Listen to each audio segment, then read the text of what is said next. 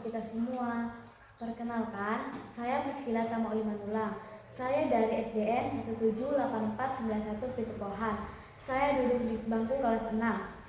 Di sini saya akan menceritakan cerita Alkitab yang tertulis dalam Keluaran 14 ayat 15 sampai 31. Nah, dalam Keluaran 14 ayat 15 sampai 31 menceritakan tentang Musa menyeberangi Laut Teberau.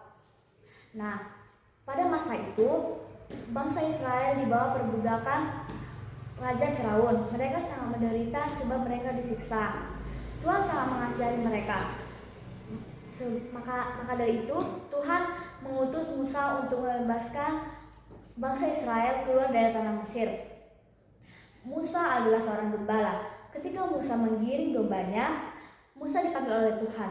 Tuhan berkata kepada Musa, "Aku mengutusmu untuk membebaskan orang Israel keluar dari tanah Mesir." Mendengar itu, Musa pun ketakutan dan meyakini bahwa dirinya tidak pandai berkata-kata dan sulit berbicara. Tuhan menyautnya kembali. Tuhan mengatakan bahwa siapakah yang menciptakan lidah, siapakah yang menciptakan mulut, siapakah yang membuat bisu, siapakah yang membuat tuli? Akulah Tuhanmu. Pergilah sekarang, aku akan bersamamu ketika engkau berbicara dan aku akan memberimu kata-kata. Ketika Musa sedang perjalanan, Musa bertemu dengan kakaknya Harun. Mereka berdua pun pergi ke tempat Raja Firaun. Sampai di sana mereka disebut masuk. Ketika mereka memohon kepada Raja Firaun tidak mengizinkan dan mengusir mereka. Dan Raja Firaun berkata bahwa ia akan menambahkan beban orang Israel. Keesokan harinya mereka tidak menyerah. Mereka kembali ke tempat Raja Firaun. Ketika di sana mereka pun bermohon-mohon dan mengatakan bahwa tolong bebaskanlah bangsa Israel. Tetapi Firaun pun tidak mengizinkannya kembali.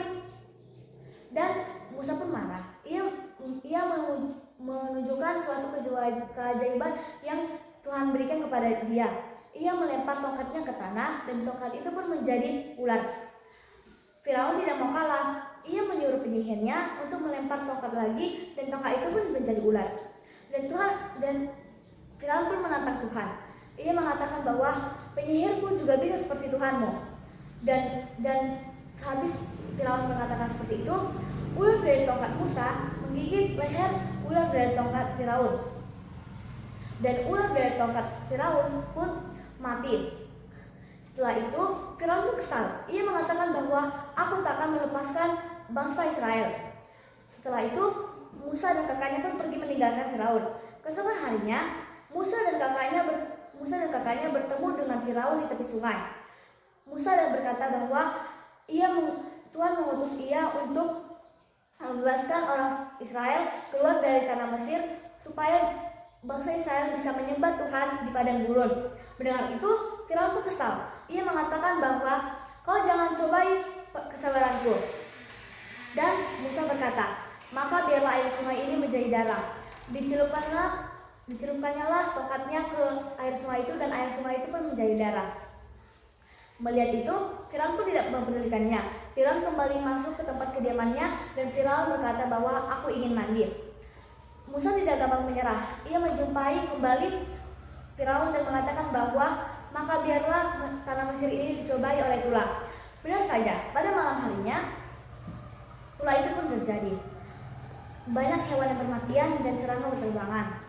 Dan siang harinya Firaun berdoa kepada Dewa Matahari. Ia mengatakan bahwa tolong lindungilah aku dan lindungilah bangsaku. Mendengar itu, Musa pun mengangkat tangannya dan matahari itu pun terbenam.